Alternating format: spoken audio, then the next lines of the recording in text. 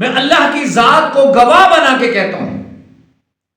کہ جو لوگ جنات کی حاضری سے پریشان ہو چکے ہیں، ان کے گھر پہ جنات کے اثرات، کپڑے پھٹ رہے ہیں، گھر میں خون کی چھینٹیں ہیں، دیواروں پہ مختلف قسم کی لکھائی ہے، آپ مختلف قسم کے عاملین سے علاج کرا کر تھک گئے ہیں، تو یقین مانی اس عمل کو کریں، اللہ رب العزت شریر، جنات، شیاطین سے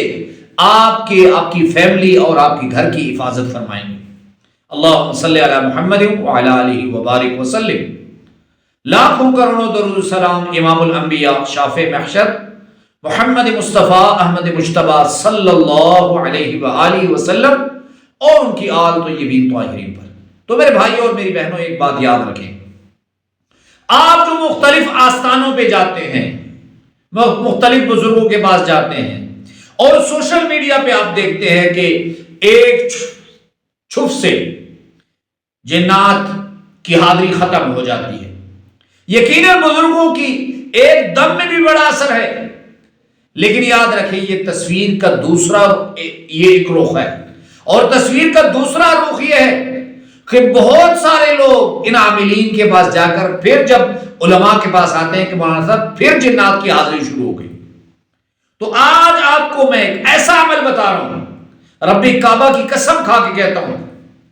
کہ میں جب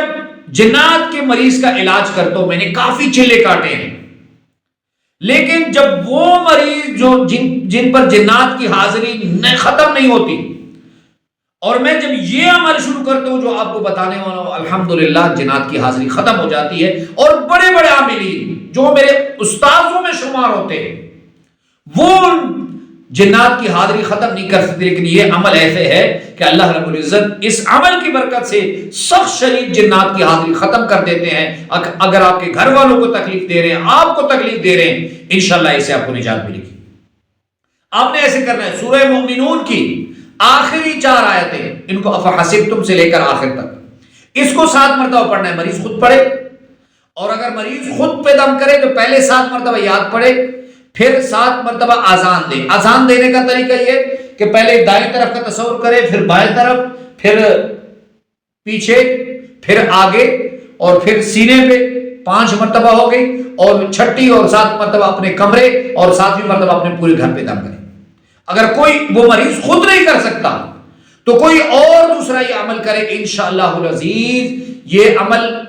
کرنے کا طریقہ یہ ہے کہ ہر آدھے گھنٹے بعد کریں، ہر گھنٹے بعد کریں، چند دن لگاتار۔ اور اگر آپ کے پاس ٹائم نہیں ہے، آپ خود آہستہ آہستہ پڑھنے والے ہیں، تو ہر نماز کے بعد کریں۔ اگر پھر بھی ٹائم نہیں ہے تو صبح شام کریں۔ لیکن اگر شریر، جنات اور شیاطین ہے، ان کے حل، ان کو ختم کرنا، بدن سے نجات دلانا، آپ کے بدن کو نجات دلانا، آپ کے گھر، آپ کے فیملی سے اس کو نجات دلانا، اس کا حل صرف یہ ہے۔ اللہ ہم سب کا حامی و ناصر ہو۔ وآخر دعوانا ان الحمدللہ رب العالمین۔